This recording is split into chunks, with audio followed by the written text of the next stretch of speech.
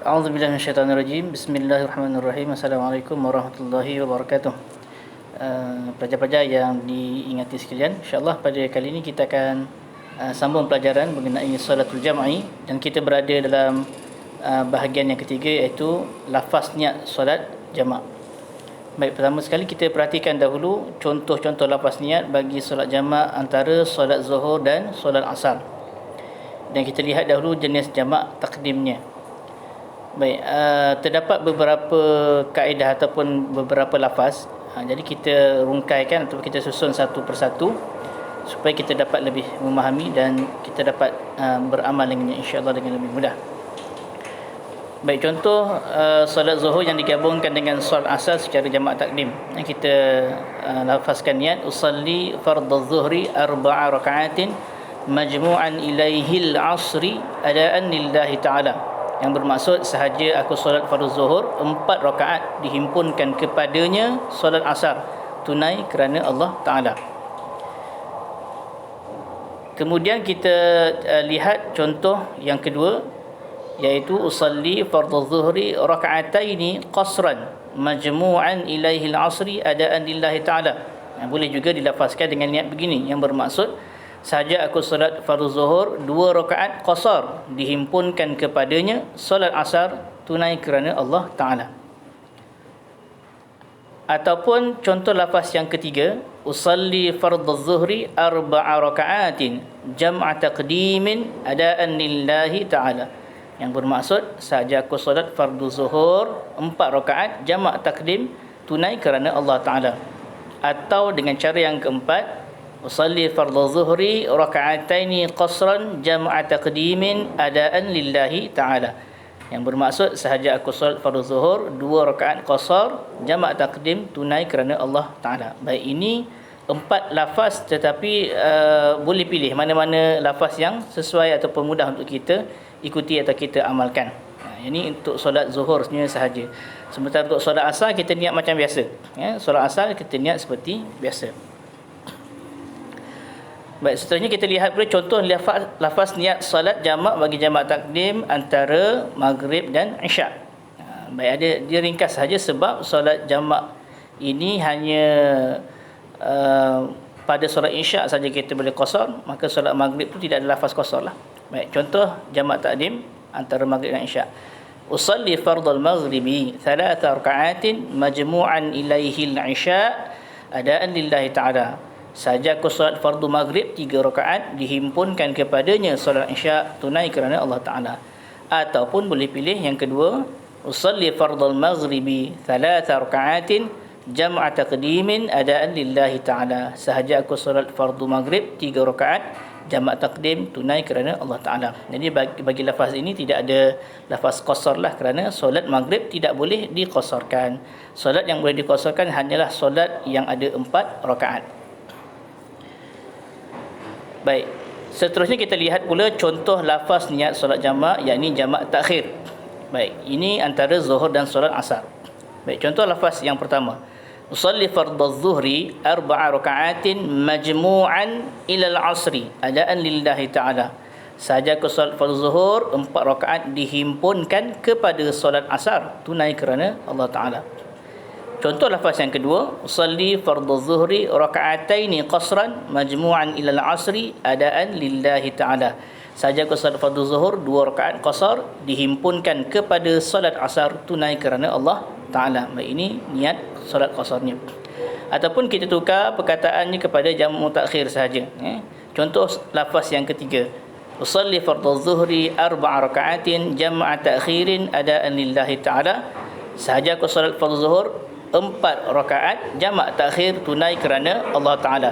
Atau lafaz yang keempat, usalli fardhu zuhri raka'ataini qasran jam'a ta'khirin adaan lillahi ta'ala. Sahaja aku solat fardhu zuhur 2 rakaat qasar jamak takhir tunai kerana Allah Ta'ala. Baik, seterusnya kita lihat lafaz niat solat jamak antara maghrib dan isyak secara jamak takhir. Seperti jamak takdim tadi, kita cuma ada 2 lafaz sahaja. Baik, yang pertama, usalli fardhu maghribi 3 raka'atin majmu'an ila al-'isya'i adaan lillahi ta'ala. sahaja aku solat fardu maghrib 3 rakaat dihimpunkan kepada solat isyak tunai kerana Allah Ta'ala. Atau usalli fardal maghribi 3 rakaatin jam'a ta'khirin adaan lillahi Ta'ala, sahaja aku solat fardu maghrib 3 rakaat jamak takhir tunai kerana Allah Ta'ala. Baik, ada sedikit perbezaan sahaja pada lafaz jamak takhir dan jamak takdim tadi. Jamak takdim dan jamak takhir. Pada jamak takdim kita gunakan lafaz majmu'an ilaihi yang bermaksud dihimpunkan kepadanya. Kita tunaikan solat zuhur, dihimpunkan kepadanya solat asar.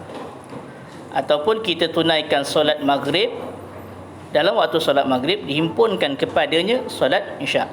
Sementara jamak takhir, solat yang sama, solat zuhur dihimpunkan kepada solat asar, ataupun solat maghrib dihimpunkan kepada solat isyak. Jadi kat situlah terletaknya perbezaan lafaz majmu'an ilaihi ataupun majmu'an ila. Baik, seterusnya kita lihat kaifiah solatul jam'i. Bagaimanakah contoh gambaran penuh solat jamak yang ditunaikan. Baik, ada dua kaedah. Yang pertama, kaedah jamak ma'al itmam, al-jam'u ma'al itmam, jamak dengan penuh ataupun tanpa diqasarkan. Baik, kaedahnya yang pertama sekali, kita berdiri betul dan kita berniat. Niatnya seperti yang kita dah belajar tadi. Contoh, usalli fardhu dhuhri 4 rakaatin jam'a taqdimin ada lillahi ta'ala. Kalau kita buat jamak takdim, begitulah niatnya, atau kita boleh pilih jamak takhir. Baik, kita tentukan di sini kita ambil contoh jamak takdim. Baik, bila kita telah berniat, kita pun bertakbir dan disertai dengan niat dalam hati, kemudian selesaikan solat yang pertama. Katalah kita buat solat zuhur dengan solat asar, kita selesaikan solat zuhur dengan niat tadi. Kemudian selepas memberi salam, kita pun yaqumu ila solati tsaniyah, bangun berdiri untuk solat yang kedua. Baik, kemudian berniat untuk solat yang kedua. Contoh, kita dah tunaikan solat zuhur, kita sekarang nak tunaikan solat asar, maka kita niatlah seperti biasa, usalli fardhul asri 4 rakaatin adaan lillahi ta'ala, dan seterusnya yatimus salatu tsaniyah, kita teruskan untuk solat yang kedua. Selesai. Satu contoh solat jamak dengan cara penuh. Atau kalau kita tunaikan solat antara maghrib dengan isyak, maka kita tunaikan yang pertama sekali niat untuk solat maghrib, usalli fardhul maghribi 3 rakaatin jam'a taqdimin ada lillahi ta'ala. Kita solat seperti biasa, selepas beri salam bangun, kemudian niat untuk solat isyak, usalli fardhul isya'i 4 rakaatin ada lillahi ta'ala, kemudian selesaikan solat isyak. Baik, kaedah sama je kalau kita nak tunaikan solat jamak takhir pun begitu juga. Dan untuk solat jamak takdim, kita kena dahulukan solat yang pertama, solat maghrib dahulu baru solat isyak, atau solat zuhur dahulu baru solat asar. Untuk jamak takhir, kita digalakkan untuk meraihkan juga susunan tertib solat. Maka kita solat dahulu solat zuhur, kemudian solat asar, ataupun kita tunaikan solat maghrib kemudian solat isyak. Cuma pada jamak takhir tidak disyaratkan berturutan. Maknanya kalaulah kita hadir solat dengan solat asar dahulu, kemudian baru kita solat zuhur pun boleh, ataupun kita solat isyak dahulu kemudian kita solat maghrib pun boleh. Tapi keadaan yang pertama, yakni mendahulukan tertib solat itu, zuhur kemudian asar, maghrib kemudian isyak, itu juga digalakkan. Baik, seterusnya kaedah yang kedua ataupun kaifiat cara yang kedua, kita boleh tunaikan solat jamak dalam keadaan kita menggabungkan dengan solat qasar ataupun jamak ma'al qasri. Baik, kaedah ni sama sahaja, cuma bezanya pada niat. Maka niat bagi solat yang pertama, usalli fardhu zuhri raka'ataini qasran jam'a taqdimin adaan lillahi ta'ala. Okey, sahaja aku solat fardhu zuhur 2 rakaat qasar jamak takdim, secara jamak takdim adaan lillahi ta'ala, tunai kerana Allah Ta'ala. Selesaikan solat yang pertama, selepas memberi salam bangun untuk solat yang kedua, niat untuk solat yang kedua, iaitu solat asar, usalli fardhul asri raka'ataini qasran adaan lillahi ta'ala, kemudian selesaikan solat asar seperti biasa. Begitu jugalah kaedah untuk tunaikan solat maghrib dan juga solat isyak, sama ada secara jamak takdim ataupun jamak takhir. Baik, lafaz yang kita gunakan sama ada jamak taqdimin atau majmu'an ilaihi, ataupun jamak takhir atau majmu'an ila, itu terpulang kepada kemudahan ataupun kehendak masing-masing. Yang penting maksudnya kita faham. Wa yajuzu aidan al-jam'u ma'a itmami ihda as-salataini wa qasra al-ukhra. Harus juga ataupun boleh juga untuk kita tunaikan solat jamak. Salah satunya secara penuh itmam dan satu lagi secara qasar. Contoh kita tunaikan solat Zuhur, kita ikut imam. Imam tu solat penuh, maka kita pun kena solat penuh. Kemudian kita bangun untuk tunaikan solat Asar, kita nak buat solat qasar, boleh. Jadi Zuhur solat penuh, Asar solat qasar, boleh. Tak salah. Ataupun solat maghrib tentunya tak boleh dikosarkan penuh, kemudian kita kosarkan solat isyak. Begitulah kaedah yang ditetapkan dalam hukum fiqh. Baik, itu sahaja untuk perkongsian kita pada kali ini. Saya harap kalau ada sebarang pertanyaan boleh diajukan dalam komen di bawah. Wallahu alam. Assalamualaikum warahmatullahi taala wabarakatuh.